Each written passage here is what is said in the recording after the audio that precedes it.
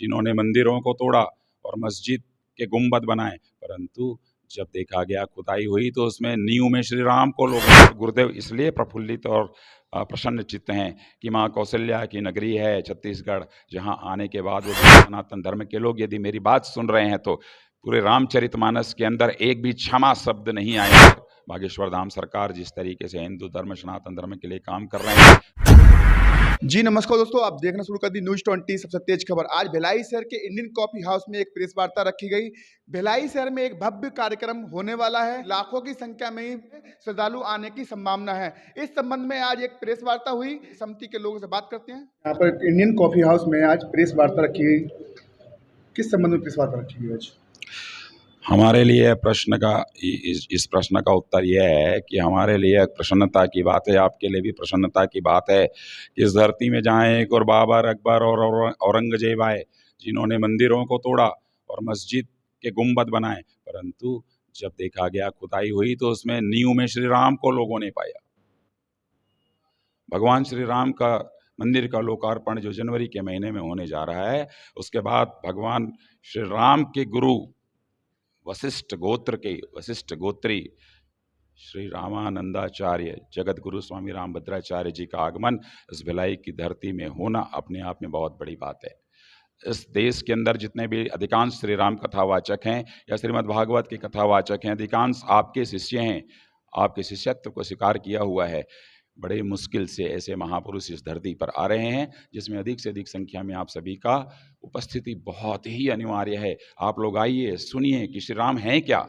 श्री राम मर्यादा पुरुषोत्तम हैं जरूर, परंतु ध्यान रखें, हिंदू सनातन धर्म के लोग यदि मेरी बात सुन रहे हैं तो पूरे रामचरितमानस के अंदर एक भी क्षमा शब्द नहीं आया है।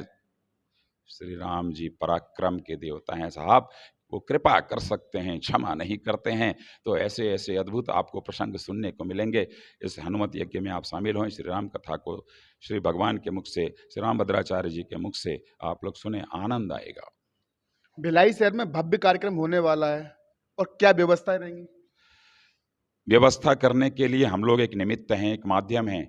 जितने प्रकार की व्यवस्थाएं यहाँ होती हैं, आमतौर पर कथाओं में, बड़े कथाओं पे होती हैं, वो कहीं न कहीं से किसी न किसी से कोई पूंजीपति, कोई धनपति, कोई और कोई पति, जितने भी लोग होते हैं संभ्रांत, वो लोग अपने अपने ढंग से करते हैं।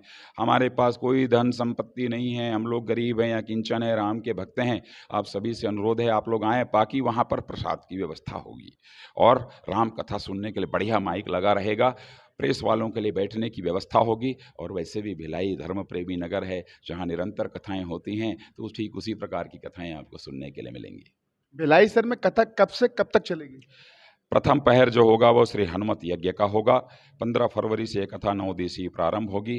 द्वितीय पहर गुरुदेव के मुख से आप लोग श्री राम कथा का वाचन करेंगे और गुरुदेव इसलिए प्रफुल्लित और प्रसन्न चित्त हैं कि माँ कौशल्या की नगरी है छत्तीसगढ़, जहाँ आने के बाद वो विशेष ऊर्जा के साथ करते हैं, क्योंकि भगवान राम को वे अपना शिष्य मानते हैं और वशिष्ठ गोत्र के होने के नाते उन्होंने, वो कहते हैं कि श्री राम के इस राज्य का, उन राजा का हमने नमक खाया है, तो जब नमक खाया हुआ है तो हमको उस नमक को उतारना है सनातन धर्म के बीच में। तो हम राम कथा का विस्तार और प्रचार करते हैं ताकि थोड़ा बहुत नमक हम लोग उतारते रहें राम जी का।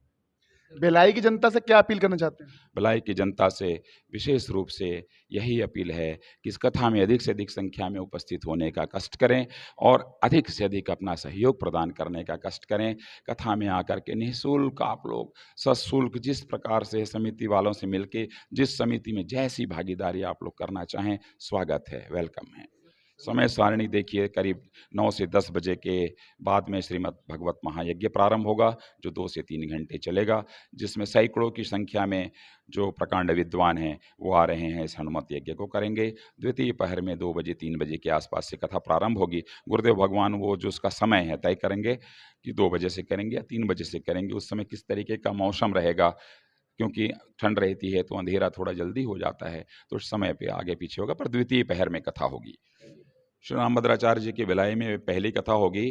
पहले दिन ही इसमें बहुत ही भव्य कलश यात्रा निकालने की तैयारी की जा रही है। हम सबसे अपील कर रहे हैं कि उस कलश यात्रा में आवें। एक अनुमान के तहत कम से कम 11,000 से लेकर 21,000 महिलाएं कलश यात्रा में शामिल होंगी और उसके बाद कथा का रसपान लोग करेंगे।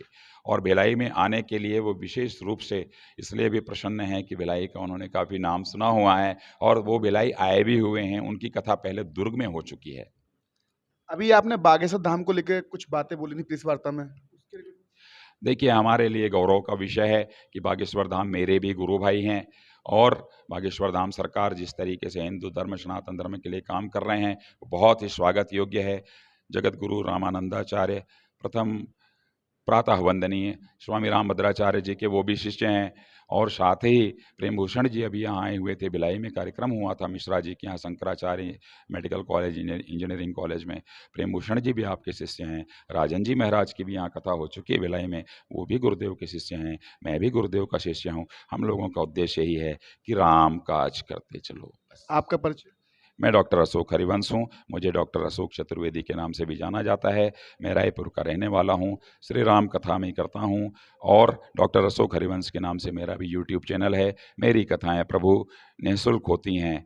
आप जब भी मुझे बुलाएंगे, मैं एक व्यक्ति को भी कथा सुनाने की इच्छा रखता हूँ। भिलाई शहर में भव्य कथा का आयोजन होने वाला है। हमारी खबर आपको अच्छी लगे, लाइक से सब्सक्राइब जरूर करें। जय हिंद, जय भारत।